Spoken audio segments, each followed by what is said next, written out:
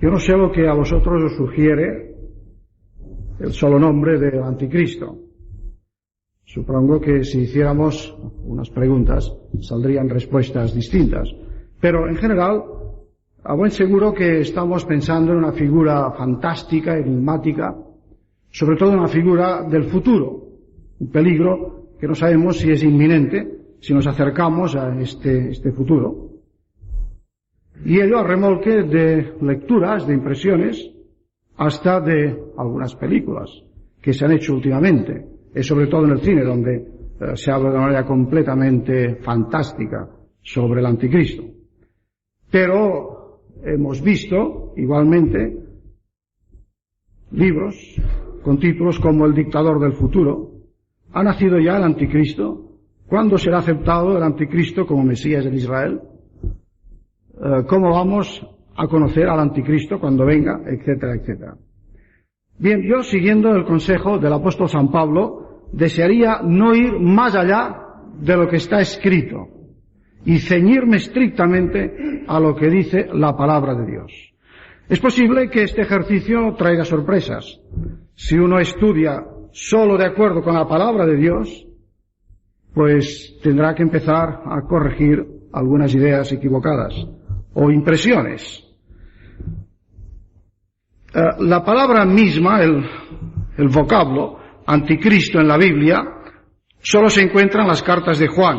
En esta sección que se ha leído, la primera carta de Juan, capítulo 2, versículo 18 y el 22. También luego aparece en el capítulo 4, en el versículo 3. Todo espíritu que no confiesa que Jesucristo ha venido en carne no es de Dios. Y este es el espíritu del anticristo, el cual vosotros habéis oído que viene y que ahora ya está en el mundo. También aparece en otro escrito de Juan, en la segunda carta, en el versículo 7. Pero, aunque solamente en estos escritos de Juan aparezca la palabra misma, sin embargo, el concepto, la figura del anticristo surge y aparece en otras partes de la Sagrada Escritura. El apóstol San Pablo, por ejemplo, en su segunda carta a los tesalonicenses. Él nos habla de un personaje, el hombre de pecado, que pone en acción todo el misterio de iniquidad en el mundo. Y la mayoría de comentaristas están de acuerdo en que hay que identificar el hombre de pecado de segunda Tesalonicenses con el anticristo de Juan. También con una de las bestias que aparece en Apocalipsis. Y habría que ver si cuando Jesús se refiere en los Evangelios, Mateo 7 o 24, a los falsos cristos, no se está también refiriendo de alguna manera al anticristo, pero en fin, esta es una cuestión que acaso vamos a considerar otro día, porque hoy no vamos a tener tiempo. Es decir, que asimismo, juntamente con el apóstol Juan, en sus cartas, Apocalipsis, segunda Tesalonicenses, existe el texto del libro de Daniel 7, en donde aparecen los 4 grandes animales que simbolizan los 4 grandes imperios que van a sucederse hasta el fin del mundo. Y allí se habla de un cuerno que es el cuerno pequeño, que también la mayoría de comentaristas identifican con el anticristo. Yo creo que hoy solamente vamos a tener tiempo para estudiar los textos que se han leído de la primera carta de Juan, en el capítulo 2. Y vamos a ver, en primer lugar, lo que es obvio en la enseñanza de Juan, lo que hemos de considerar enseñanza fundamental en el apóstol Juan. Dice: hijitos, ya es el último tiempo, y según vosotros oísteis, que el anticristo viene esta figura, igual que Pablo, escribiendo a los tesalonicenses, les habla del que viene. Pero sin embargo, fijaos bien, y ahora vamos a considerar las enseñanzas obvias. Lo que dice el texto es, en primer lugar, que aunque se espera un anticristo final, sin embargo, al hablar del anticristo, seremos muy ciegos o muy despistados si solamente fijamos la atención en un anticristo final, Porque justamente el énfasis de Juan, como luego en Pablo, es que el peligro ya es inminente, el peligro ya está entre nosotros. No es solo del futuro. Juan está escribiendo a finales del primer siglo. Y él dice, ya es el último tiempo y ahora han surgido muchos anticristos. Ahora, a finales del primer siglo. Vemos pues que hay muchos anticristos. También en 2 Juan 7. Muchos engañadores han salido por el mundo, que no confiesan que Jesucristo ha venido en carne. Quien esto hace es el engañador y el anticristo. Así pues, la primera afirmación que tenemos que hacer, la primera enseñanza es que hay muchos anticristos a lo largo de la historia, hasta que venga el último, el gran anticristo al final, en la última hora de la humanidad. En segundo lugar, vemos que los anticristos son una amenaza permanente y constante para la Iglesia, no solo una amenaza futura. Muchos anticristos eran contemporáneos de Juan en el primer siglo, ahora han surgido. Os he escrito, dice en el versículo 26, sobre los que os engañan, los que os están engañando. Versículo 26. Estos anticristos intentaban engañar a la primitiva Iglesia. Así constituyen una amenaza constante a lo largo del peregrinaje que como pueblo de Dios estamos haciendo. En 1 Juan 4:3 leemos que este espíritu del anticristo, si no el anticristo final mismo, el espíritu del anticristo ya está en el mundo, ya está. En tercer lugar, una tercera enseñanza, que es obvia también de este pasaje, es que los anticristos surgen de la cristiandad, de dentro mismo de la cristiandad, de lo que se llaman iglesias, de lo que se llaman cristianos. No salieron del paganismo, de los griegos, de los filósofos, de las religiones orientales, que también estaban tan de moda en Roma en el primer y segundo siglo. Salieron de las mismas filas de la iglesia apostólica, fijaos bien, de la iglesia a la cual habían los apóstoles. Y a pesar de la presencia de los apóstoles, de allí surgieron los anticristos. En cuarto lugar, el objetivo de los anticristos, al parecer, es empequeñecer la figura y la obra de Cristo y hacer nula la eficacia de su salvación entre los humanos. O bien niegan la perfecta vinculación del Hijo al Padre, es decir, su divinidad, o bien niegan su perfecta humanidad, su venida en carne, restando así toda la eficacia a la obra de la cruz. ¿Quién es el mentiroso? Dice en ese texto que se ha leído, 1 Juan 2:22. ¿Quién es el mentiroso? Sino el que niega que Jesús es el Cristo. Este es anticristo, el que niega al Padre y al Hijo. Todo aquel que niega al Hijo tampoco tiene al Padre. El que confiesa al Hijo tiene también al Padre. Es imposible permanecer en el Padre sin permanecer en el Hijo. Todo espíritu que no confiesa que Jesucristo ha venido en carne no es de Dios.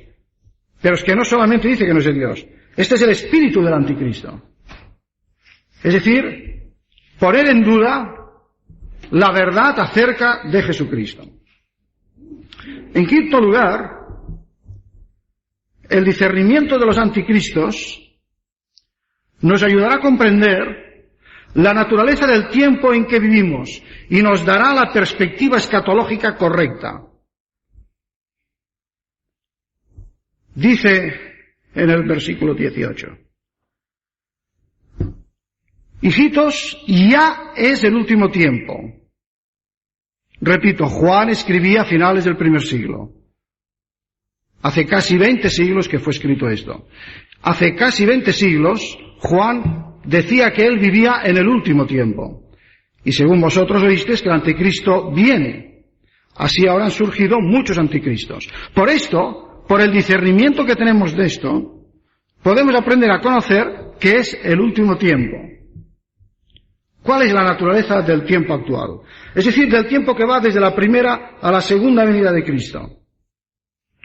A lo largo de todo el Nuevo Testamento, Los apóstoles son testigos de que en Cristo han empezado a cumplirse las promesas que fueron dichas en el pasado. Toda la esperanza de Israel ha empezado a cumplirse. El reino de Dios ha llegado con Cristo y han empezado a hacerse realidad las promesas del Antiguo Testamento. Pero esperan en su culminación última la segunda venida. Y en ese tiempo que va desde la primera a la segunda venida, la perspectiva de los apóstoles siempre es designar ese periodo como el último tiempo. Hay una diferencia, esto sí, entre la hora final, los acontecimientos que tienen que ver con la hora final, el último instante de la historia de la humanidad, pero no nos equivoquemos, no confundamos con el último tiempo. Y de aquí vienen muchos errores. A veces, podemos equivocarnos si tomando la expresión último tiempo pensamos que se refiere a la inminencia de la segunda venida de Cristo. Por supuesto, Cristo puede volver en cualquier momento. Es inminente su segunda venida. Lo fue ya en el primer siglo. Lo va a ser hasta el día que Él venga. Pero insisto en que para el Nuevo Testamento la expresión nuevo, el último tiempo, comprende de la primera a la segunda venida. Voy a leeros unos textos de manera rápida. Aquí en 1 Juan 2:18, el último tiempo. Pedro 1:20, los postreros tiempos.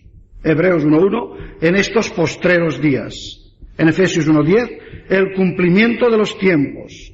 Hebreos 9:26, ahora en la consumación de los siglos. 1 Corintios 10:11, a nosotros, a los cristianos, a quienes han alcanzado los fines, los propósitos, los objetivos de los siglos. ¿Por qué esta designación? Pues porque ese tiempo que vivimos nosotros, entre la primera y la segunda venida de Cristo, es el hoy en el cual Dios invita a la salvación, pero Dios ya no va a añadir nada a su palabra. Él lo ha revelado todo, ni va a hacer nada más para salvarnos, porque la obra de la redención es completa. Cristo en la cruz exclamó, consumado es. Y se acabó. Ahora esperamos solamente la manifestación plena del reino de Dios cuando venga el Rey en su venida. Pero vivimos la última etapa de la historia, la etapa en la cual Dios ya nos ha asegurado que nos ama, que quiere salvarnos, que nos salva, que crea su pueblo, el pueblo nuevo, la humanidad nueva, que estará con Él por los siglos de los siglos, en los cielos nuevos y la tierra nueva. Pero vivimos en la última etapa de la historia de la humanidad, y ese es el último tiempo. Ahora, dice aquí Juan, si no me equivoco yo al leerlo, si leo bien, que cuando discernimos la presencia y la realidad de los anticristos, conocemos también la naturaleza de nuestro tiempo, de este tiempo en que vivimos. Es decir, un tiempo de lucha. Este era el mensaje de Juan en Apocalipsis. La Iglesia vivimos tiempo de lucha. Es más fuerte el que está en nosotros que el que está en el mundo. Ciertamente el diablo es un enemigo que Dios ya ha derrotado por anticipado. Pero sin embargo se mueve, colea, hay maldad en la tierra y hay anticristos, y la obra del anticristo también hace todo lo que puede para impedir la extensión del Evangelio. Así pues, voy a resumir este primer punto en cuanto a las conclusiones que se sacan del texto que tenemos ante nosotros. 1 Juan 2 nos ha enseñado, por lo menos, 5 cosas. Hemos comprobado que hay más de un anticristo, se habla de anticristos en plural. También hemos visto que constituyen una amenaza permanente, actual, no solo futura para la Iglesia, ya están en el mundo. En tercer lugar, hemos visto que surgen de la Iglesia, salieron de nosotros, pero no eran de nosotros. Jesús dice en su sermón profético, Mateo 24, que cuando salgan los falsos cristos harán prodigios, de tal modo que arrastrarían y engañarían, si fuera posible, incluso a los elegidos. En cuarto lugar, el objetivo de los anticristos es empequeñecer a Cristo. En quinto lugar, el discernimiento de la doctrina bíblica del anticristo nos ayuda a comprender la naturaleza del tiempo en que vivimos y nos dan la perspectiva escatológica correcta. Vivimos en el último tiempo, precisamente porque ya no esperamos nada más que la eternidad. Porque si no diría que es el penúltimo, pero aquí es el último tiempo. Y después de ese tiempo viene Cristo, el juicio y el estado eterno. Pero en fin, sobre este punto no podemos extendernos porque ya se merecería el solo pues toda una serie de charlas. Lo que sí vamos a hacer esta tarde en segundo lugar es ver ahora con más extensión el cuarto aspecto que hemos visto, que es el que se refiere a la naturaleza del engaño, el propósito que tiene el anticristo, los propósitos de los anticristos. Vamos a centrarnos más en este punto. ¿Quién es el mentiroso? El que niega que Jesús es el Cristo. Este es anticristo, el que niega al Padre y al Hijo. Todo aquel que niega al Hijo tampoco tiene al Padre. ¿En qué sentido podía haber gente que, estando en la iglesia o saliendo de ella, se dedicaban a negar a Cristo? Bueno, yo creo que es imposible comprender o entender que la negación hubiera sido abierta, porque entonces no hubieran podido estar nunca en la iglesia. No se trata simplemente de que negasen que Jesús fuese el Mesías de la esperanza del Antiguo Testamento. Es evidente, si vosotros leéis con atención estos versículos, los versículos 22 y el 23, el énfasis que coloca Juan en el Hijo.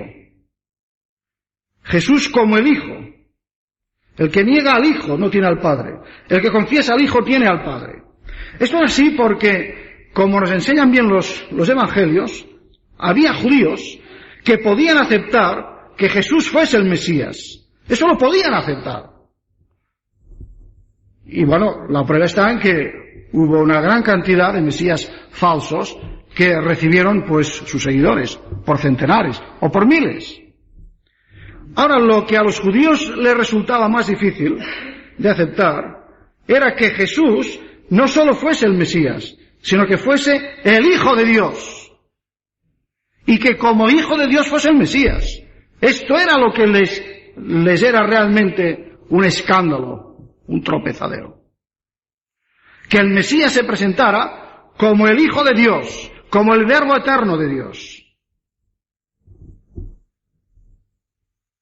Entonces, lo que hacían estos engañadores era poner obstáculos, dificultades y minar la comprensión de esta verdad. Aquí, por ejemplo, el énfasis es en la negación de la humanidad de Cristo. Hoy día quizá no tenemos el problema. Hoy día más bien hay sectas que niegan la divinidad de Cristo, no tanto la humanidad. Pero en aquella época sí. Y la negación tiene que ver con la doctrina que Juan explica de manera muy sencilla, pero muy gráfica y muy clara. Cristo ha venido en carne. El que niega que Cristo ha venido en carne, este es el anticristo. ¿Por qué la importancia de afirmar que Cristo ha venido en carne? Bueno, en los primeros siglos aparecieron varias herejías, pero hubo en particular una, el llamado docetismo, que negaba a la humanidad del Mesías, y fijaos bien, lo hacía con lenguaje espiritual. Por eso Juan dice en otro lugar, en el capítulo 4, probad los espíritus. No todo lo que aparentemente es espiritual es cristiano. Hay espiritualidades que no son cristianas.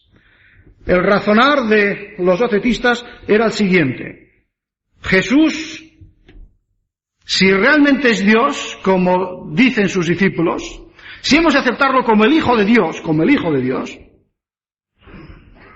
entonces es imposible que se haya hecho hombre, que haya tomado la naturaleza humana. Todo lo que tiene que ver con la materia, el universo, el cuerpo, la humanidad, todo eso es malo, es pecaminoso. Lo único bueno es lo espiritual, lo inmaterial, lo que tiene que ver con el alma. Pero todo un hijo de Dios, hacerse hombre, no, esto es imposible. Esto es casi un insulto a Jesucristo. Jesucristo no puede ser hombre, porque eso significaría entrar en contacto con la escoria, con la basura, con lo que es humano. Esto no puede ser.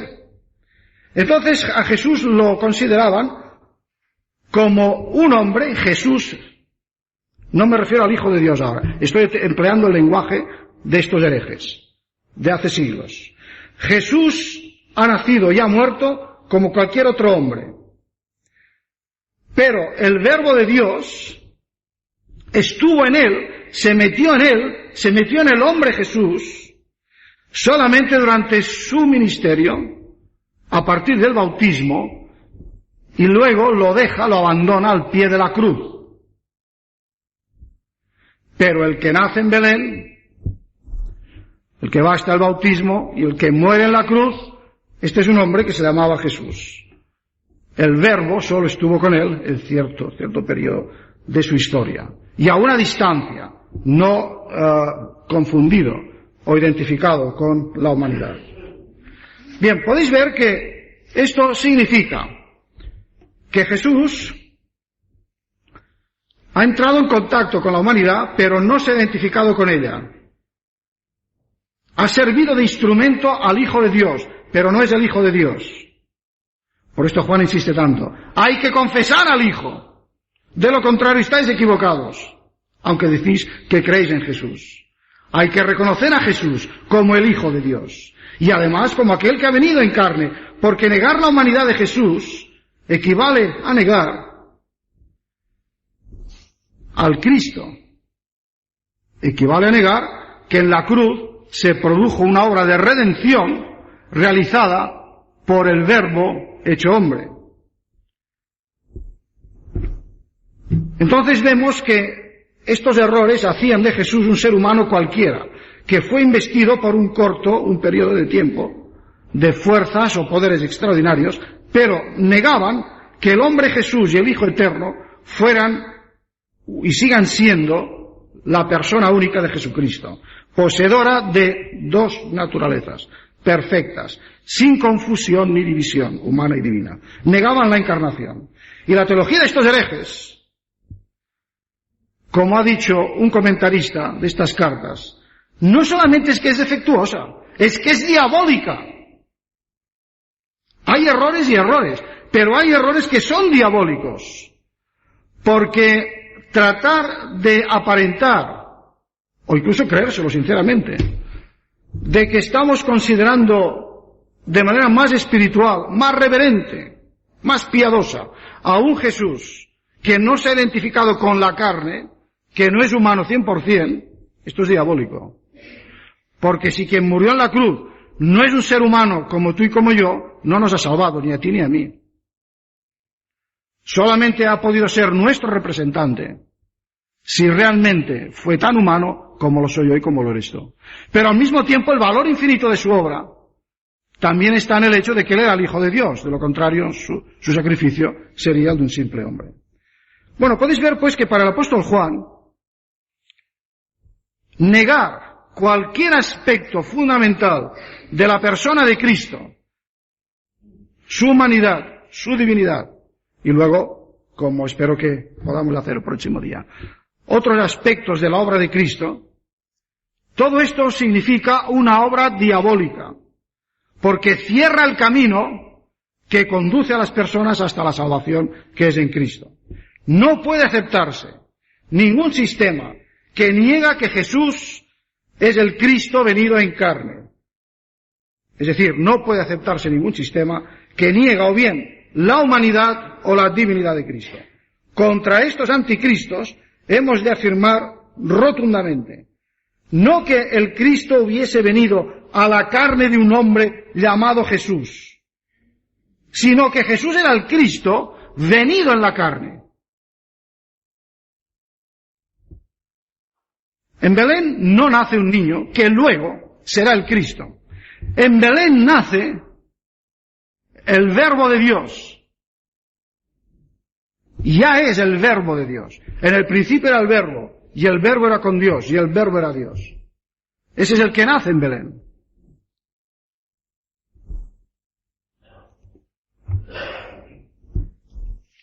Por consiguiente, quien niega estas cosas, niega al Padre y niega al Hijo. Ahora, fijaos en este versículo, versículos 22 y el 23. El que niega al Padre, niega al Hijo. El que niega al Hijo, niega al Padre. Hay una identidad. Y podemos ver dos contrastes, porque junto a los que niegan, aparecen delante de ellos, en oposición, los que confiesan. El que confiesa al Hijo, tiene también al Padre. Hay los que niegan y los que confiesan. El que confiesa al Hijo, tiene también al Padre. ¿Por qué? Es decir, tiene a Dios. Porque fijaos bien en la construcción de este versículo. Dice, todo aquel que niega al Hijo, tampoco tiene al Padre. El que confiesa al Hijo, tiene al Padre. Es decir, que sólo el Hijo puede revelar al Padre. No hay tiempo para entrar en ese texto tan hermoso del Evangelio el primer Evangelio, el Evangelio de Mateo, en el capítulo 11, cuando dice que nadie conoce al Padre sino el Hijo, ni nadie conoce al Hijo sino aquel a quien el Padre quiere revelarlo. Solo el Hijo puede revelar al Padre. Solo el Hijo es el camino hasta el Padre. Solo el Hijo puede reconciliar a los hombres con Dios. Solo el Hijo es el camino, verdad y vida. Y en ningún otro hay salvación, porque no hay otro nombre bajo el cielo dado a los hombres en que podamos ser salvos. El que tiene al Hijo tiene la vida. El que no tiene al Hijo no tiene esta vida, como dice el mismo apóstol en este mismo escrito. No podemos pues tener comunión con Dios, tener comunión con el Padre y negar al Hijo, por más que digamos que creemos en Jesús. Hay mucha gente que acepta que Jesús es un personaje histórico. Hay mucha gente, incluso muchas religiones, que quieren tenerlo allí en un panteón entre otros dioses o entre otras figuras de la religiosidad, de la espiritualidad. Pero eso no es creer en Cristo, como aquí enseña el apóstol Juan. Creer en Cristo es considerar que Él es el Hijo de Dios de manera única y que solo en Él hay salvación. Así pues, el que confiesa al Hijo tiene al Padre. El que no confiesa al Hijo no tiene al Hijo, por supuesto, pero es que tampoco tiene al Padre, tampoco tiene a Dios. De esta confesión depende, pues, nuestra concepción de Dios. Bien, es por ahí, en este punto, donde yo desearía que nos diéramos cuenta de que el tema del anticristo, o los anticristos, no es una cuestión secundaria, sino algo primordial y trascendental. Porque los anticristos trabajan para distorsionar la persona y la obra de Cristo, para dificultar su iluminación y su salvación, si fuera posible, para sembrar la confusión en el mundo. De ahí que es una pena que a veces esos temas sobre el anticristo pues queden relegados a una especie de curiosidad para ver las señales de los tiempos, del futuro, y a ver de dónde surgirá, si será alemán o judío, o si será español, o si será chino, etc.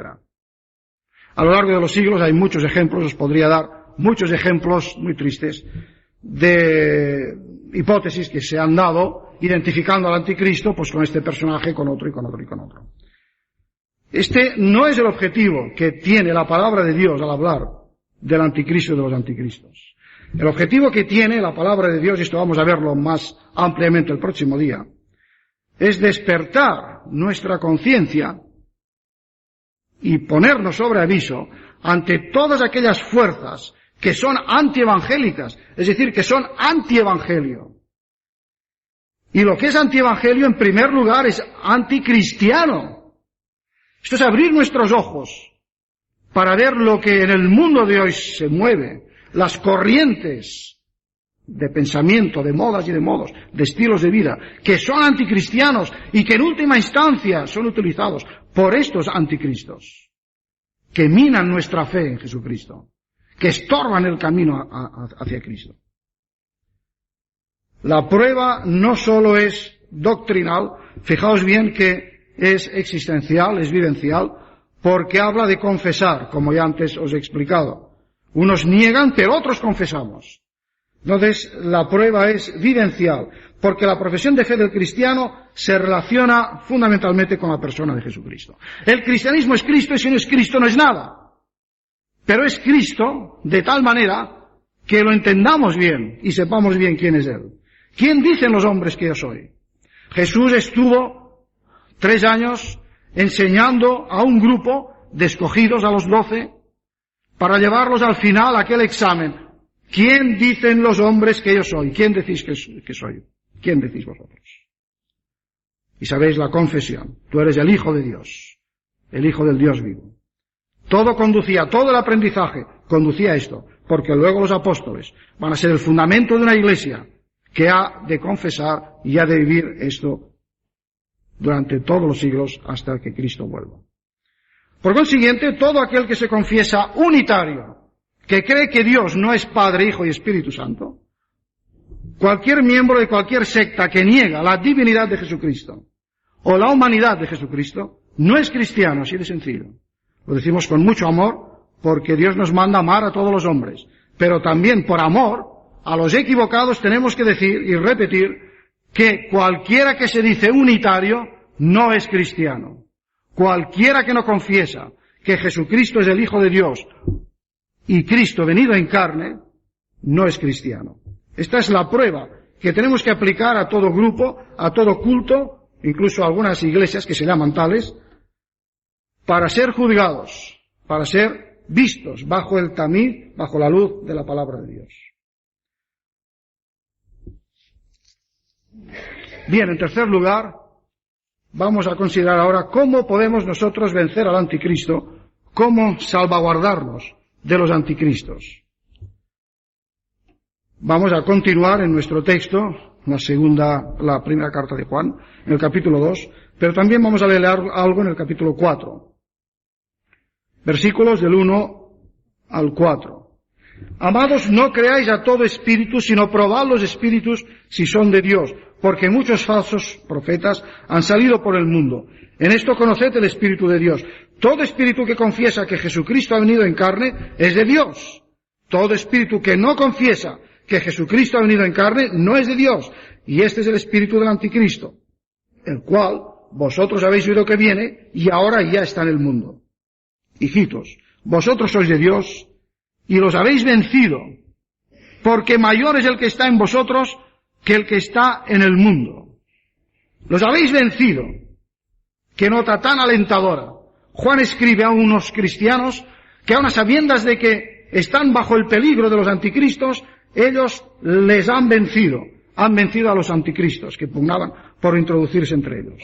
¿Por qué? Porque mayor es el que está en vosotros que el que está en el mundo. Aquí podemos ver siempre en Juan, y en todo el Nuevo Testamento, en toda la Sagrada Escritura, esta armonía entre lo que es el elemento ético y el intelectual, lo que es la convicción que viene a definir la confesión de fe y lo que es también esta vivencia puesta en práctica. Porque esta victoria, de hecho, es una victoria tanto moral como intelectual. Han vencido a los anticristos porque han discernido su engaño, han discernido su error y conocen bien quién es Cristo. Por eso dice, probad los espíritus. Bien, la causa de la victoria, aquí el apóstol nos dice que radica en 2 elementos. Son 2 las causas de la victoria de los cristianos a los cuales escribía Juan. En primer lugar, lo que habéis oído desde el principio. Versículo 24. Lo que habéis oído desde el principio permanezca en vosotros. Si lo que habéis oído desde el principio permanece en vosotros, también vosotros permaneceréis en el Hijo y en el Padre. Y en segundo lugar, versículo 27, la unción que vosotros recibisteis de Él permanece en vosotros. Esta unción que en el versículo 20 se dice, tenéis la unción del Santo, del Espíritu Santo, y conocéis todas las cosas. Bien, simplificando, ¿qué son estas 2 realidades? La palabra de Dios y el Espíritu de Dios. Lo que habéis oído desde el principio es la enseñanza apostólica. Acordaos de cómo empieza esta carta. lo que era desde el principio, lo que hemos oído, lo que hemos visto con nuestros ojos, lo que hemos contemplado y palparon nuestras manos tocante al verbo de vida, porque la vida fue manifestada. La hemos visto y testificamos, están hablando los apóstoles, y os anunciamos la vida eterna, la cual estaba con el Padre y se nos ha manifestado. Lo que hemos visto y oído, eso os anunciamos, para que también vosotros tengáis comunión con nosotros. Y nuestra comunión, entonces, verdaderamente es con el Padre y con su Hijo Jesucristo. Los apóstoles son los testigos inspirados, comisionados por Jesucristo mismo, a los cuales los cristianos habían oído. Y por esto Juan les dice, lo que habéis oído desde el principio permanezca en vosotros, que esto permanezca. Ahora, fijaos bien que la primera arma que se nos da no es un arma sentimental. Y cuidado, no digo nada contra los sentimientos. Creo que el ser humano tiene que cultivar sus sentimientos. Pero no es cuestión de sentimentalismos, ni de arrebatos místicos. Subraya la doctrina, lo que habéis oído desde el principio. Eso tiene que permanecer si la Iglesia tiene que permanecer. Porque solo somos Iglesia en la medida en que somos Iglesia de Cristo. Entonces, estar en comunión del Hijo y del Padre depende de nuestra comunión con la verdad revelada. Si tenéis comunión con nosotros, dice, lo acabamos de leer, entonces tenéis también comunión con el Padre y con el Hijo. Es la doctrina apostólica contenida en el Nuevo Testamento, la Biblia, la palabra de Dios. Esto es lo que habéis oído desde el principio. El mensaje original de cada uno y de todos los apóstoles. El mensaje que se encuentra solo en el Nuevo Testamento. Dice un comentarista inglés, John Stott, dice, los cristianos deberíamos ser siempre conservadores en este punto, en la teología. Es decir, conservar lo que hemos oído desde el principio. Conservar lo que hemos oído desde el principio. Para poder permanecer en el Hijo y en el Padre. Esa comezón por lo nuevo,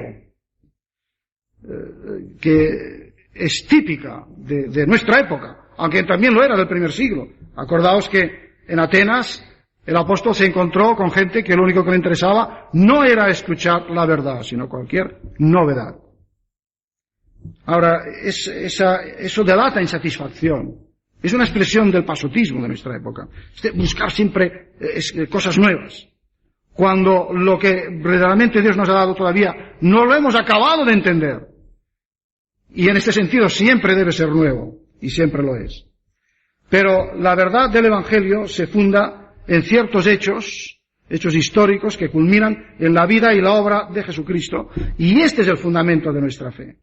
Esto es lo que hemos oído desde el principio y a esto debemos agarrarnos. Pues bien, ¿por qué es el fundamento y por qué es aquello a lo cual tenemos que agarrarnos? Los anticristos han luchado durante 20 siglos para destruir el fundamento. Y nosotros tenemos que tener ojos para ver dónde está hoy el espíritu del anticristo. En dónde se ataca a la Iglesia, en dónde se ataca a Cristo, en dónde se ataca el concepto de la vida, del mundo, de la ética, de la moral, de la esperanza, del cristianismo. Porque aquí está el espíritu del anticristo. Si permanecemos en lo que hemos oído desde el principio, permaneceremos en Dios, y según dice el versículo 23, todavía más, no solamente es que permaneceremos en Dios, sino que tendremos a Dios. Tener a Dios equivale a permanecer en Dios. Bien, pero en segundo lugar dice la unción del Santo, el Espíritu Santo. La unción que vosotros recibisteis de Él permanece en vosotros.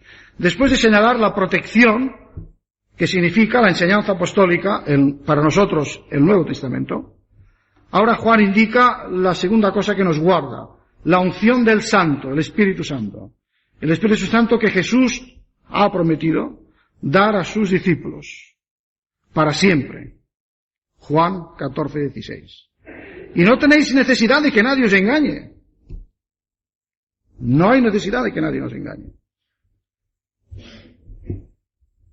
Porque tenemos la unción del Santo.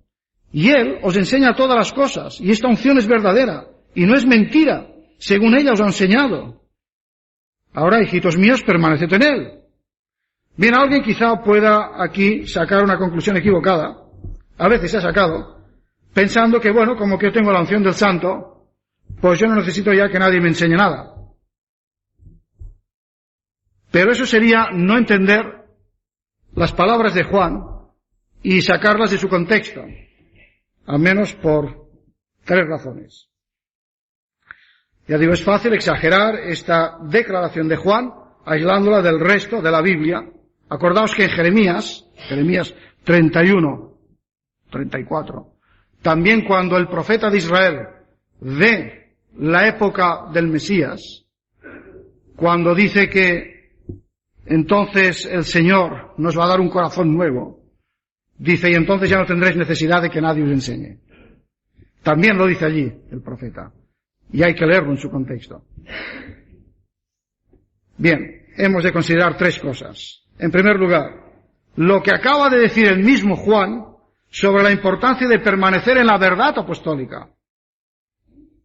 Si realmente, con la unción del Espíritu Santo, uno pudiera ir por libre, hacer su vida de cristiano por libre, entonces, ¿a qué tanto énfasis en que se agarre y permanezca en aquello que han oído desde el principio, es decir, en la enseñanza apostólica? Segundo lugar, y esto creo que es el kit de la cuestión, el centro, lo que explica el sentido de las palabras, hemos de pensar que Juan se está dirigiendo a cristianos que están enfrentados a maestros humanos que intentan darles sus ideas humanas, no reveladas, imponérselas, sin inspiración de lo alto, los profetas falsos, los falsos cristos. Y claro, entonces ellos pueden ver que la unción del Espíritu Santo, el mismo Espíritu Santo que inspiró a los apóstoles, es el que está guiando a su pueblo, el que los guía a ellos, el que nos guía a nosotros. Entonces, ¿cómo vamos a prestar atención? No tenemos necesidad de que venga una persona que conoce menos la Biblia que la Iglesia de Cristo para que venga a enseñarnos. Ese es el argumento del apóstol Juan. Ahora, esto no significa que los discípulos no aprendan unos de los otros y que todos tenemos que aprender siempre unos de otros. Y en tercer lugar, creo que esto es de peso, todo el Nuevo Testamento nos habla de los ministerios de enseñanza, de predicación, ministerios de muchos órdenes, de muchas clases, que significan dones de Dios a la Iglesia para su edificación. Ahora, lo que sí significa es que aquella experiencia de salvación, aquella experiencia que yo he tenido con Cristo, salvándome, y la experiencia de comunión que yo tengo con Él, y los oídos que Él me ha abierto para escuchar su palabra, y para entenderla, y para que Él vaya reformándome, esto es vivo, y esto no me lo discute nadie. Esta es la unción del Santo, lo que Él ha sellado. Y a partir de aquí, pues aprendemos unos de los otros en la comunión de los santos, porque nadie es salvo individualmente, sino en la comunión de su pueblo. Pero tenemos estas 2 armas, la palabra y el Espíritu. Y bueno, tenemos que hablar de la competencia del Espíritu Santo para enseñarnos. Creo que esto huelga. El Espíritu Santo es competente para guiarnos a toda verdad por medio de su palabra. Él es el Espíritu de verdad, es el Espíritu que es fiel, es verdadero, y Él va a guardarnos en su verdad eternamente. Así pues, la palabra y el Espíritu, que vienen a ser las 2 garantías de la fe cristiana, las 2 garantías de la Iglesia de Cristo. La palabra apostólica es la garantía objetiva y el Espíritu Santo es la garantía subjetiva. Y una equilibra a la otra. Ambas realidades deben ser recibidas y atesoradas de manera personal e interiormente. Este es el equilibrio al cual Dios nos llama. Hay algunos errores que se han dado y todavía se siguen dando hoy que significan un desequilibrio. Algunos dicen que honran la palabra y menosprecian el Espíritu. Pero ¿cómo se puede honrar el producto y consecuencia de aquello que se menosprecia? La palabra es fruto del Espíritu. Otros dicen honrar al Espíritu, pero menosprecian la palabra. Dicen que no necesitan el Espíritu, que no necesitan esta palabra. Bien, todo eso es tan absurdo como pretender tener al Padre sin tener al Hijo. Es igual de absurdo. Y así como no se puede tener comunión con Dios, con el Padre, sin tener al Hijo, no se puede hacer exhibición ni de Espíritu Santo ni de espiritualidad si no hay respeto profundo por la palabra de Dios. Y respeto profundo significa obediencia a la palabra de Dios. No se puede hacer ostentación de honrar al Espíritu Santo menospreciando la palabra. Porque la espada del Espíritu es la palabra de Dios. 6:17. Así pues, la única defensa que tenemos ante los anticristos es la palabra de Dios y el Espíritu Santo. Y es con la palabra de Dios que tenemos que enfrentarnos al error, que tenemos que enfrentarnos a la inmoralidad, que tenemos que enfrentarnos a todo lo que es impiedad y oposición a Cristo y a su reino. En el próximo día, con la ayuda del Señor, vamos a estudiar el pasaje de San Pablo en 2 Tesalonicenses.